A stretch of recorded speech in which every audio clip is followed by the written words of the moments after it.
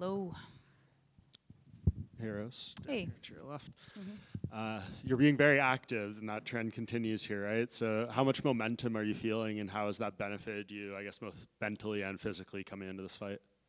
Yeah, it definitely helps with, like just being a little more calm and just dealing with the nerves, I guess. But, I mean, they're still there. Like, it's definitely, it doesn't feel like it's been so long since I've been here. It kind of feels like, wait, we were just at fight week. Yeah, for sure. And maybe people thought you were going to rebook the Macy fight after the last one. Were you happy that they came to Erin, who's obviously higher ranked? I mean, to me, like, well, yeah, of course, her being higher ranked. And I've always, whenever I've always had my eye on Erin, like whenever she kind of like started her momentum and stuff in the UFC. I was in strawweight, and I thought she was a great competitor and somebody that, if I ever got the chance to face her, I'd be really excited about. So, but yeah, I mean, yeah, it's unfortunate. I guess with Macy, there's a lot of ambiguity and like a lot of questions, like what's going on. So, yeah, I still wish her, health and wellness, and hopefully she could get back to things. But it really sucks when you train like specifically for a fight, and then it's just like it gets all the way down to it, and then it doesn't fall through. I mean, I'm good at adapting and changing scenarios and things like that. So I would just be a little hesitant to book that fight right away because there's a lot of questions with her, like what's going on with her. Yeah, and no questions what Erin brings to the table, right? She's a good grappler and strong ground and pound and stuff. Yeah. People have tried to do that to you before. Do you think her approach to it is anything unlike you haven't seen or already experienced? I mean, I guess like with her, what's kind of unique is the fact that she kind of has a sort of cycle that she puts people through, and if she can somehow get to her little cycle, people start to she just finds her zone, and she's like very comfortable in that, and people are very uncomfortable in that. And what's good about my preparation and everything like that is I've done a lot of work on preventing that cycle from even happening. And even if, something does get started at some point, I'm very confident in my ability to adapt and to survive or, get back to a good place. So, yeah, we studied her a lot. And, I mean, she's unique in the sense of she just kind of, I don't know, she controls her emotions very well, and she's very, stoic, I guess, and that's kind of what everybody observes about her. But I know that she's going to feel something when I'm in there with her. And we finally saw the trilogy play out for the title. Valentina came out with it. People think maybe Manon Fiorot's next. I know you have your history with her. Do you think there's any chance, though, if you put on the right type of performance, you could maybe change that argument and people talk about you and Valentina?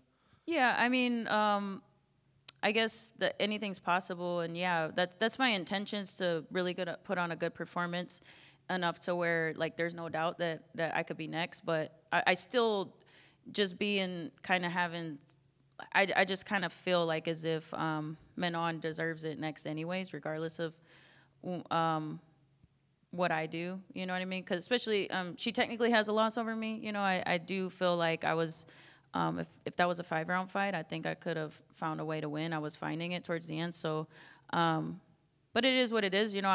If she wins the belt, then that'd be great to fight her again, or even have that dream matchup with Valentina one day. But so I'd be excited to see them fight. But if the UFC wanted to put me ahead of that with a very spectacular performance, I'd be open to that as well. For sure. I think you and Valentina could be probably the biggest title fight in the history of the weight class, or one of them. Would you agree with that? I mean, yeah. Like, to me, just as a fan, I mean, she's definitely always been my favorite female fighter, and she's somebody that I admire a lot and that I trained with a lot. So for me, it would just be more like it'd be hard for me to not just be fanning out like while I'm fighting her at the same time. It'd be kind of weird, but. At the same time, I'd also, it just as a martial artist, it'd be the ultimate dream just to test myself against, I'd say, one of the truest martial artists in the game right now. And two more things. this card will be kind of the start of the new era with change in rule set. 12 to 6 elbows are now legal, and they changed the definition of a grounded opponent to knee. Did you take any of that into consideration with training, positions, things like that? Yeah, I think a lot of those scenarios are like worst case scenarios maybe, or like best case scenario, like if you have somebody kind of like almost, you know, at the end of the fight kind of thing, or in a very precarious situation. Because like I think one situation I've thought about is like front headlock positions, you know, because that's where people tend to start to stand up, but are, I guess with these rules, would be not necessarily down anymore if you're 4-pointed. So like that's something that I thought about, but I've always gone into every fight just protect myself at all times, you know, or at least I've learned that over the years. So regardless of what the rules are, people can break the rules. So it's a fight, and I have to be prepared for everything, no matter what, even if there's rule changes or what. Like even when the ref comes up to me and tells me like this is that and this is that, this is okay, this isn't okay, this area, I'm just like I'm just like locked in. Like I don't really pay attention to all those little details all the time, like because I'm just instincts, you know what I mean? Going off that though, is there another rule set change you would like to see happen at some point in the sport next? Yeah, I haven't really thought about that. I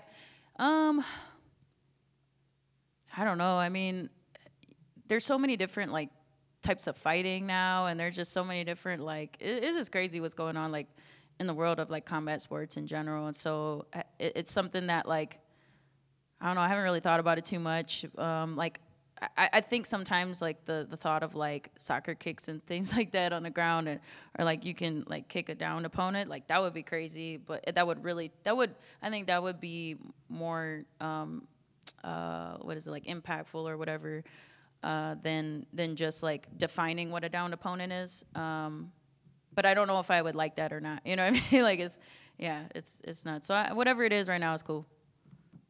Rose, right here to your right. We saw Carla Esparza retire not too long ago, and it looks like Jessica Penne is also out of the promotion now. So I'm just curious, looking back to the Ultimate Fighter 20, what it means to you to still be here after that time, because I think it's just you, Tisha, and Angela Hill that are left.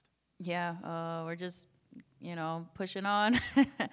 Yeah, it's pretty surreal. Just like I think the UFC posted some of my finishes, and all of a sudden, like some of the earlier finishes that I had, just like it almost looked like when you see like a old movie or something like that, and it's like it just kind of looks a little different. It's hard to put your finger on it, like as far as like it's just the way that it's like, dang, I've been in this for a while, so it's cool. It's cool because I still feel great, and I'm very I have so much experience and knowledge and maturity now, so it's like, but I still feel very physically great, and if anything, I know how to like. I'm very good at, like, some fighters get to, like, getting to the point of, like, sustaining a lot of damage, and they never, like, learn their lessons. Like, they just keep, like, doing the same thing. But if I have, like, a little tweak here or there, so I know how to, like, learn from it and learn how to get better from it, you know, and then I can heal up. And I'm also I take care of my body very well, too. So it's kind of crazy to think that, yeah, it's, you know, I've been doing something right. When we talk about that experience, then, does that kind of make this the perfect time for you to make a run at the flyweight title? Because you did get started very early. You're still just 32, and you're still in your prime, basically. Yeah, I think, I mean, it is the perfect time right now. That's why I changed the divisions when I did.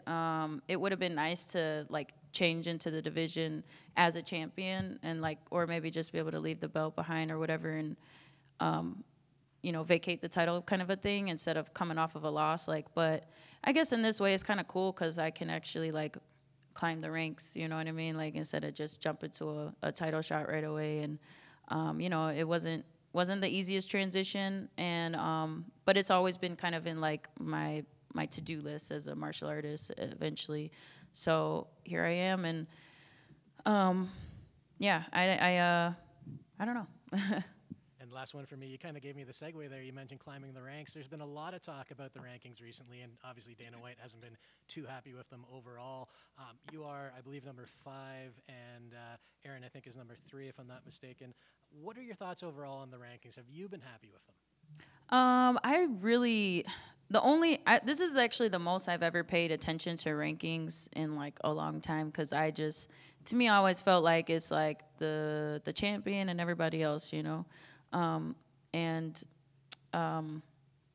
But the only reason I've been really paying attention to it lately is because it's like, okay, who am I fighting next? You know what I mean, kind of a thing. But like as far as like what do I like to get into the mindset of maybe the matchmakers or whatever. But I really don't think it matters. I think you just gotta win fights and do it in a way that you just gotta have the mindset of, I'm gonna be the champion and I'm gonna get there, and I'm just gonna keep winning. Thank you. Mm-hmm.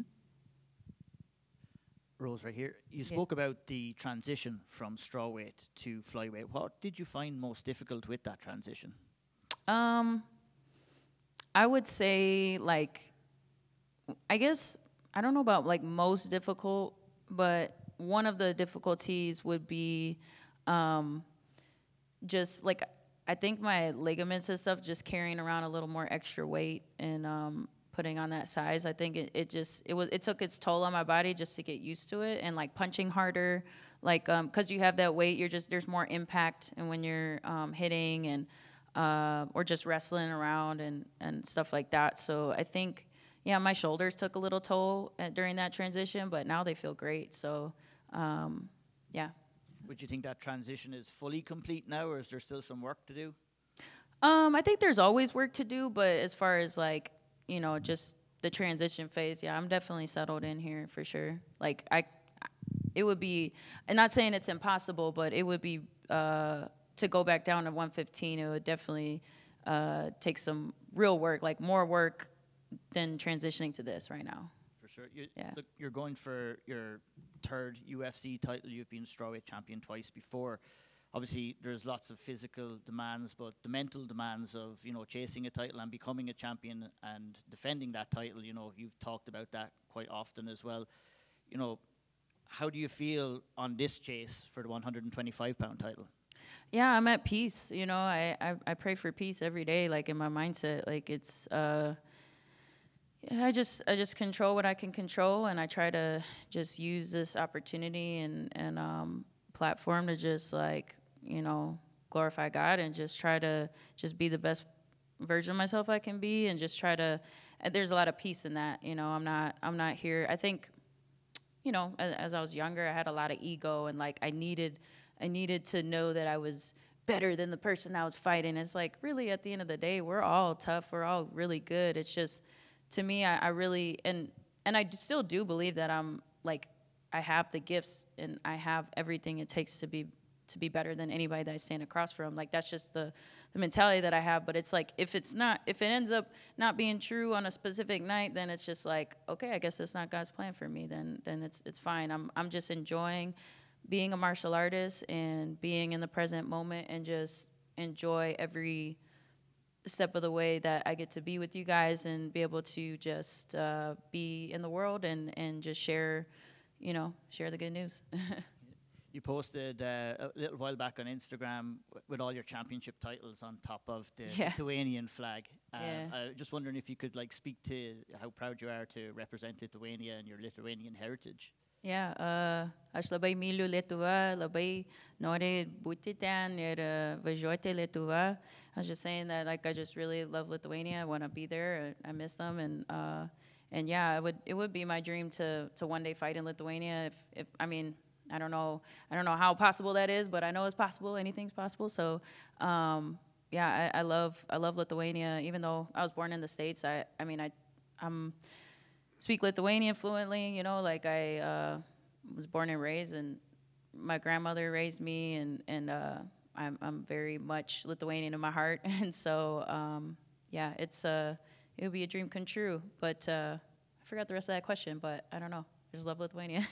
I think you answered it well. Thank you, Rose. Thank you. Rose, just one more. When we were talking about the rules, you mentioned there's a lot of crazy stuff going on in combat sports. Is there anything in particular you were referring to that you've seen lately that's just been like, what the hell?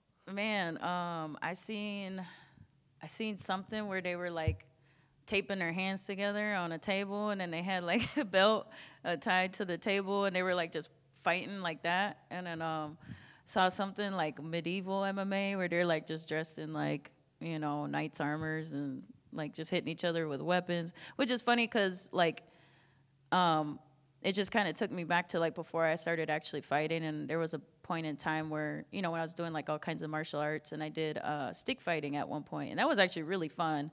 And I don't know, you know, how I'd be, that would be cool. I wouldn't be surprised if you see some stick fighting championship at some point, but that was actually like really fun and a really good workout. I've always like kind of teased the idea of like incorporating that into my training because it's just such a great cardio, you know? So we won't see maybe some car jiu-jitsu or something? Yeah, we were talking about that last night, like what is going on? Like some of the stuff is just out of control, you know, but yeah, that's where we're at right now. All right, thank you.